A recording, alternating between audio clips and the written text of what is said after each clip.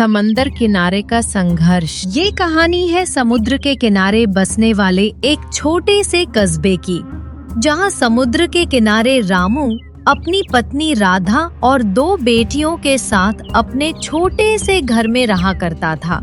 बाजार से लौटते वक्त बच्चों के लिए लड्डू और समोसे भी लेता आऊंगा। बहुत दिन हो गए। आखिर हम इतनी मेहनत अपने बच्चों की खुशी के लिए ही तो कर रहे हैं ना। भाग्यवान।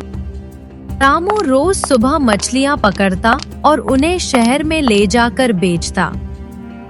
वहीं दूसरी तरफ उसकी पत्नी राधा समुद्र किनारे फिश करी बेचा करती थी। राधा के हाथ की बनी फिश करी बहुत मशहूर थी। जो भी समुद्र किनारे घूमने आता वह राधा की फिश करी जरूर खाता।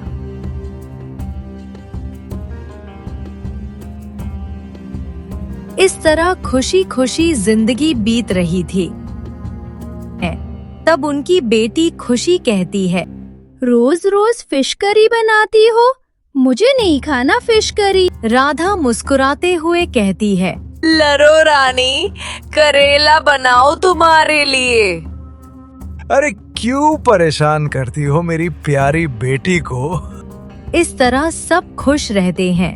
रामू और राधा अपनी बच्चियों को एक अच्छी जिंदगी दे ही रहे थे और उनको अच्छी शिक्षा दिलाने की कोशिश करते थे। राधा समुद्र की तरफ इशारा करते हुए कहती है, देखो बेटा, ये समुद्र है। इससे इतना जरूर सीखो कि ये कभी रुकता नहीं है। जरूरी नहीं कि हमारे पास जो आज है वो कल भी हो, मगर जितना भी हमारे पास हो हमें उसी से जिंदगी गुजारनी होती है। रीना मुस्कुराते हुए कहती है, हाँ बाबा, मैं बड़ी होकर मिठाई की दुकान खोलूंगी। हाँ, और मैं सारी मिठाइयाँ खा जाऊंगी। सारे मिलकर जोर जोर से हंसने लगते हैं। इसी तरह वक्त आगे बढ़ता है। राधा रोज फिश करी बनाकर बेचती और रामू बाजार में मछलियाँ बेचता। इस तरह दोनों खूब मेहनत करते। वक्त बीतता है और आता है बरसात का मौसम। बरसात के मौसम में समुद्र किनारे अलर्ट रहता है, लेकिन उनका घर और दुकान दोनों ही समुद्र किनारे थे। वह चाहते तो कहाँ जाते, इसलिए ईश्वर के भरोसे वे अपने घर में ही रहते हैं। कुछ वक्त के बाद एक भयंकर तूफान आता है। ऐसा तूफान जिसके बारे में किसी ने शायद सोचा भी नहीं था। किनारे आने वाले लोग इधर उधर भागने लगते हैं। अलर्ट चालू हो जाता है। रामू अपनी पत्नी के पास आता है और उसे अलर्ट के बारे में बताता है, पर चारों तरफ लोग चिल्लाते हुए, भागते हुए अपनी जान बचाने की कोशिश कर रहे होते हैं। राधा, रामू और उनके बच्चे बहुत ज्यादा घबरा जाते हैं। छोटे बच्चे रोने लगते हैं। राधा घबराई हुई उन्हें बुलाती है, पर किसी को समझ नहीं आता कि कैसे तूफान से बचे और कैसे अपने बच्चों को बचाएं। उनका घर भी टूट चुका था। घबराई हुई दोनों बेटियों को आवाज देती है। उन्हें एक भारी पेड़ से रस्सियों से बांध देती है, जिससे उनकी बेटियां हवा से उड़ ना जाएं और तूफान से बच जाएं। मेरी बच्चों, अपना ख्याल रखना, कभी हार ना मानना। हम हमेशा तुम्हारे साथ रहेंगे। माँ, ऐसा क्यों कह रही हो? मुझे डर लग रहा है। बच्चों, अपना ध्यान रखना बच्चों। राधा वहाँ अपने बच्चों को तो बचा लेती है, लेकिन एक भारी लहर के साथ राधा और रामू बह जाते हैं। माँ बाप को अपने आँखों के सामने बहता देख बच्चे रोने लगते हैं।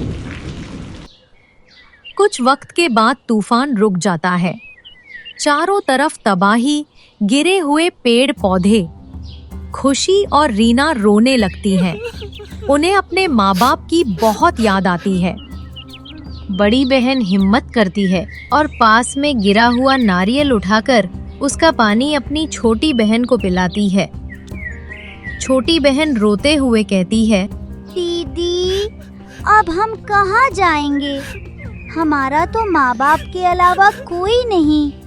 हम क्या खाएंगे, कहाँ रहेंगे? हमारा क्या होगा? तुम्हें वो बात याद नहीं? समुद्र की तरह हमें भी रुकना नहीं है।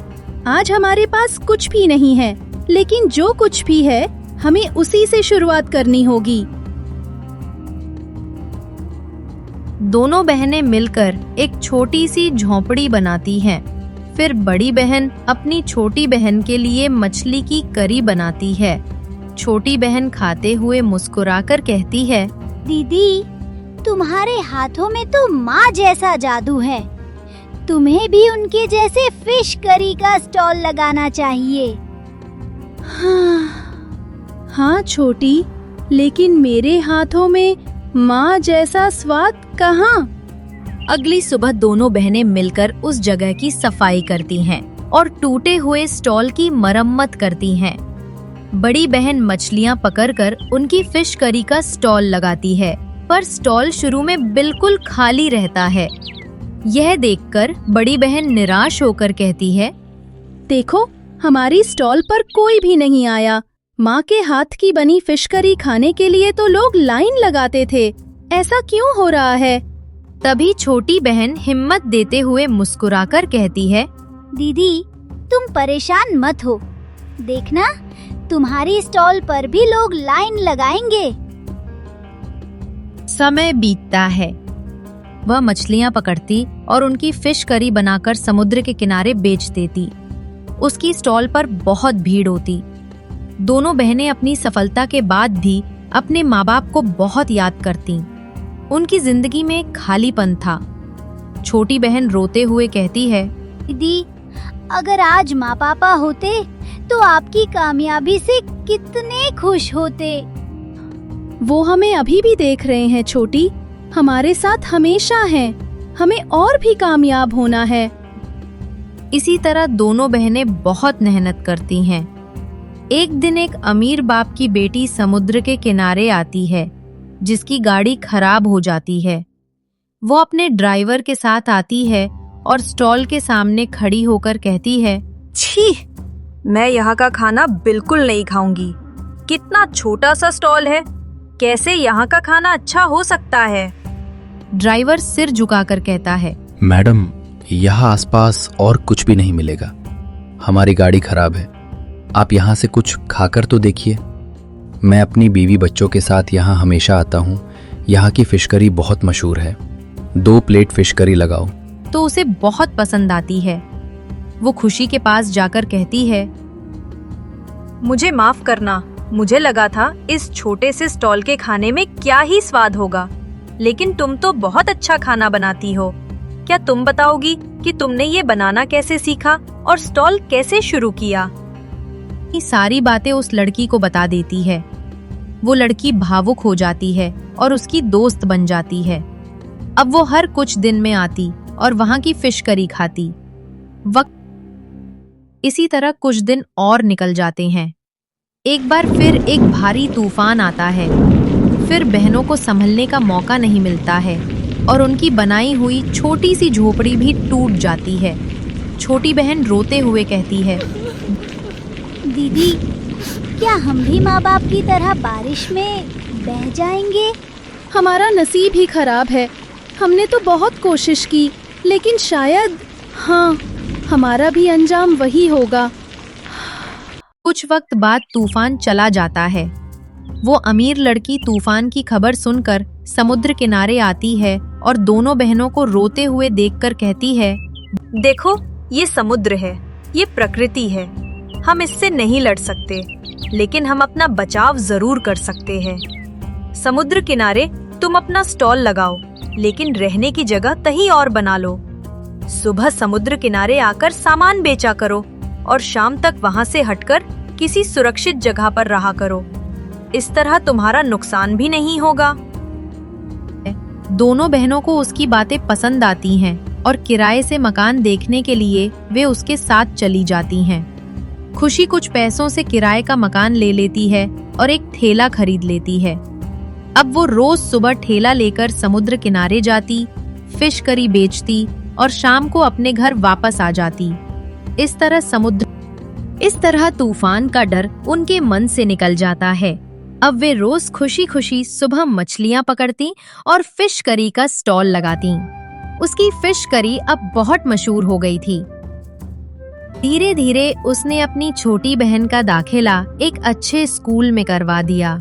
अपनी मेहनत से उसने स्टॉल को और बड़ा कर लिया और एक छोटा सा घर भी खरीद लिया।